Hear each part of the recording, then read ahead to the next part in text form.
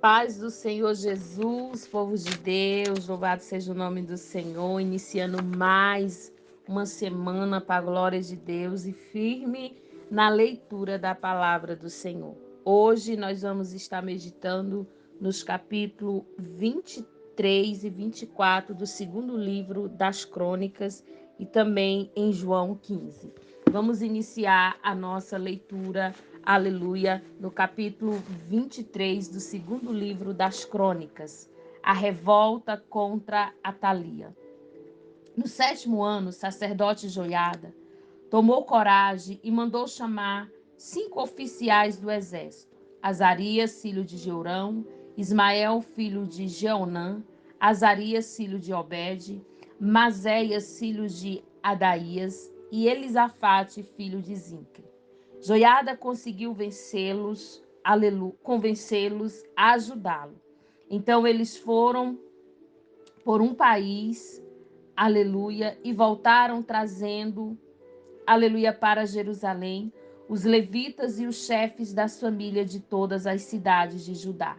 Todos se reuniram no templo e fizeram um acordo com Joás, o filho do rei. E Joiada lhe disse: Aqui está o filho do rei.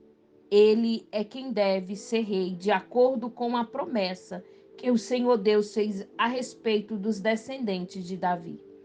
Vocês vão fazer o seguinte: uma terça parte de vocês, levitas e sacerdotes, que estão no serviço do sábado, guardará os portões do templo.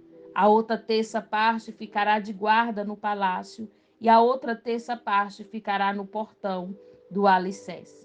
O povo se reunia nos pátios do templo. Ninguém deverá entrar no lugar santo, a não ser o sacerdote, os levitas que estiverem de serviço. Eles poderão entrar porque foram consagrados. Todos os outros devem ficar de fora, como o Senhor Deus manda. Os levitas, com as suas armas na mão, ficarão em volta do rei Joás, irão com ele a qualquer lugar onde for. Qualquer pessoa que entrar no lugar santo será morta. Os levitas e o povo fizeram tudo o que Joiada ordenou. Cada oficial reuniu seus homens, tanto os que estavam de serviço no sábado, como os que saíram, pois Joiada não deixou que fosse embora os que estavam saindo do serviço. Ele entregou aos oficiais as lanças e os escudos que tinham sido do rei Davi e que havia ficado guardado no templo.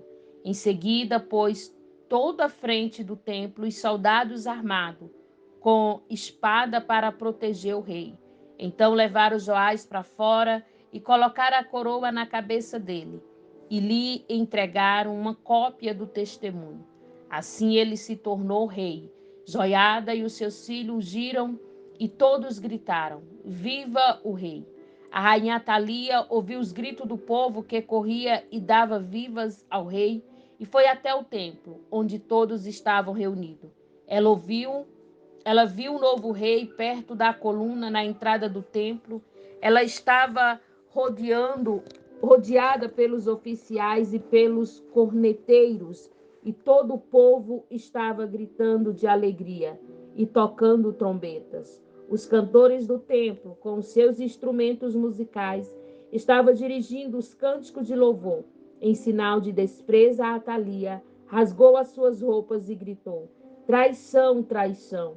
Joiada não queria que Atalia fosse morta na área do templo, e foi por isso que deu aos oficiais do exército a seguinte ordem: leve a rainha para fora, passando pelo meio da fila de guardas, e matem a qualquer pessoa que tentar salvá-la.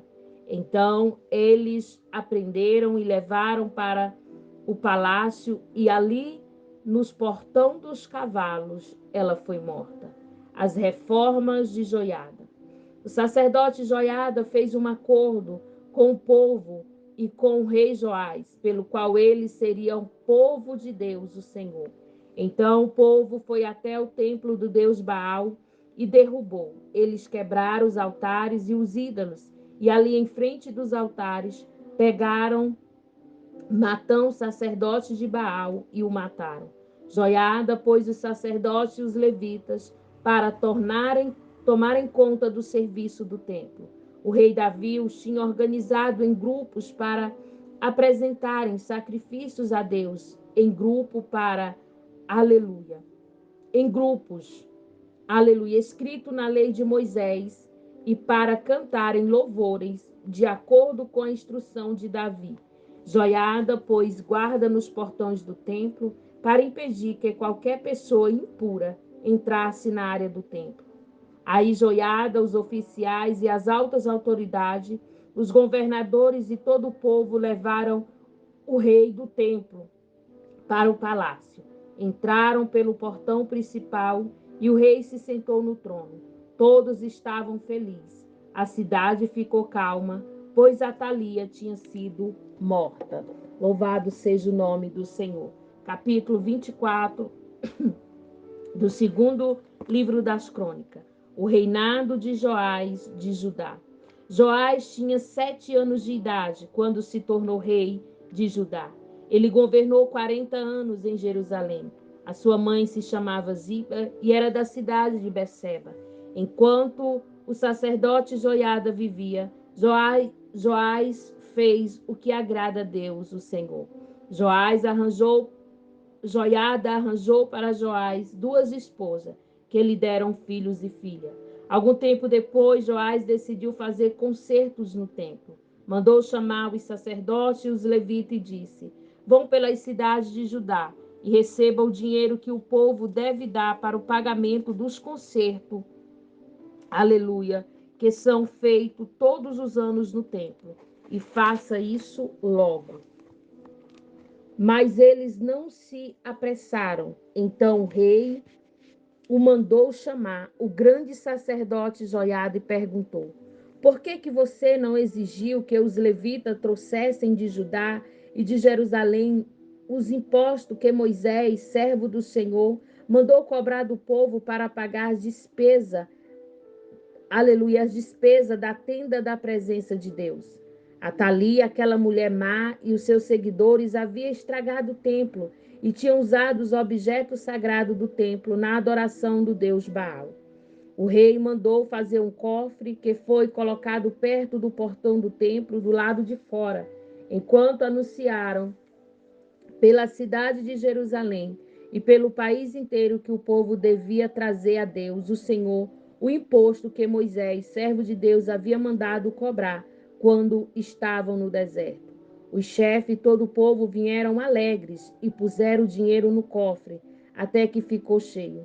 Todos os dias os levitas levavam o cofre aos funcionários do rei, e quando este via que estava cheio, o secretário do rei, o representante do grande sacerdote, vinham, tiraram o dinheiro e levavam o cofre de volta para o templo.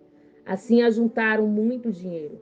O rei Joiada entregava o dinheiro aos homens que estavam encarregados do trabalho do templo, e eles contratavam predeiros, carpinteiros e pessoas que trabalhavam com ferro e bronze para fazer os concertos do templo. Todos puseram mãos à obra e trabalharam tão bem que o templo acabou ficando como era quando tinha sido construído. Ficou até mais forte do que antes.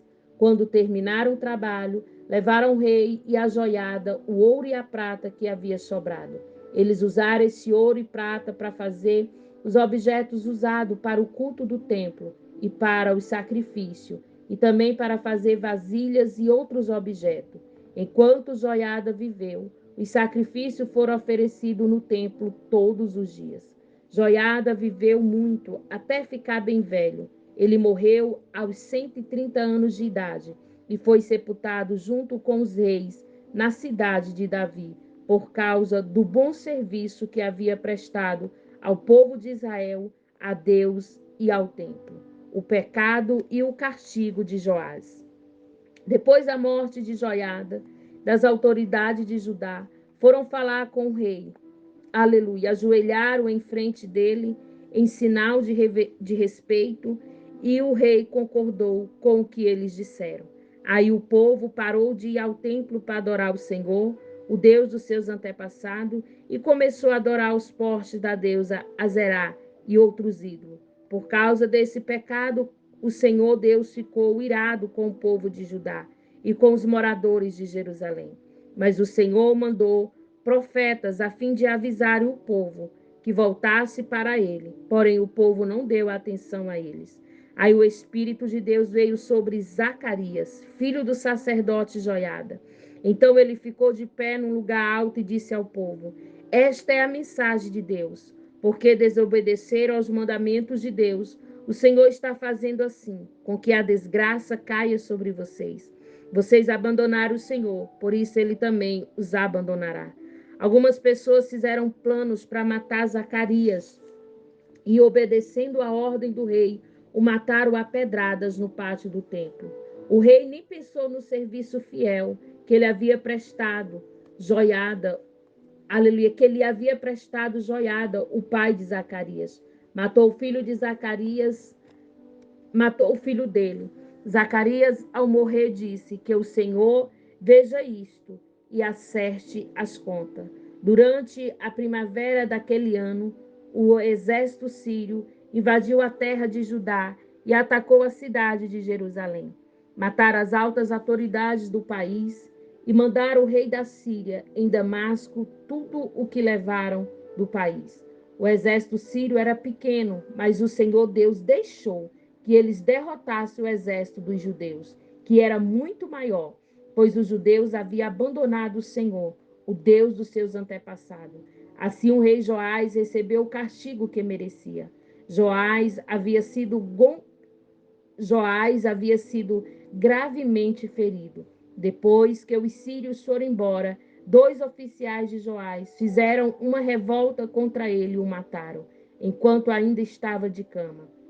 Eles fizeram isso para se vingar da morte do filho do sacerdote Joiada. Joás foi sepultado na cidade de Davi, mas não nos túmulos do rei.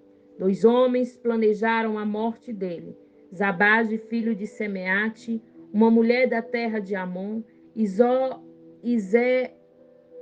Ozabate, filho de Sinitre, uma mulher da terra de Moabe.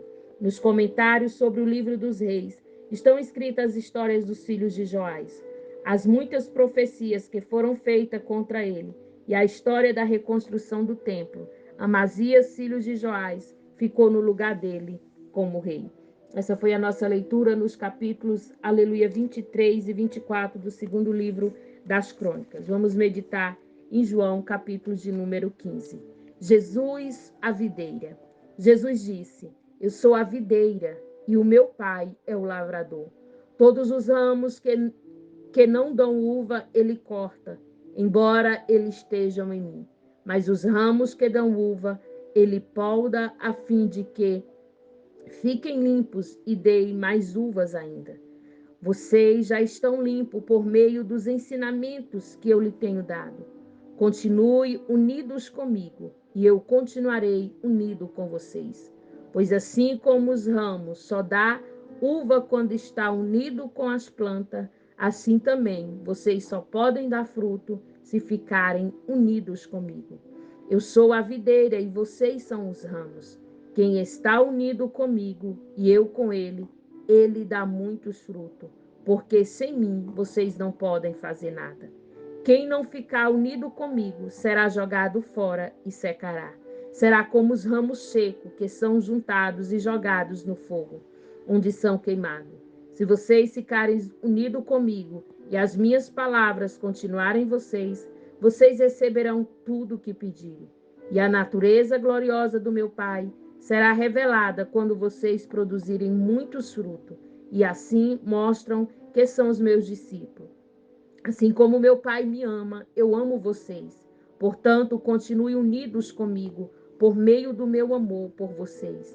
Se obedecer os meus mandamentos, eu continuarei amando vocês, assim como eu obedeço os mandamentos do meu Pai, e ele continua a me amar. Eu estou dizendo isso para que a minha alegria esteja com vocês e a alegria de vocês, aleluia, seja completa. O meu mandamento é esse: ame uns aos outros, como eu amo vocês.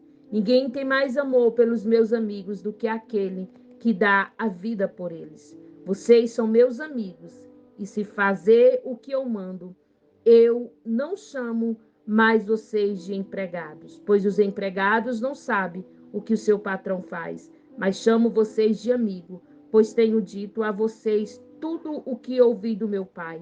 Não foram vocês que me escolheram, pelo contrário, fui eu que o escolhi, para que vão e dê fruto, e que esse fruto não se perca. Isso a fim de que o Pai lhe dê tudo o que pedir em meu nome. E o que eu mando a vocês é isto: ame uns aos outros. Os seguidores de Jesus serão perseguidos. Jesus continuou: se o mundo odeia vocês, lembre-se que ele me odiou primeiro.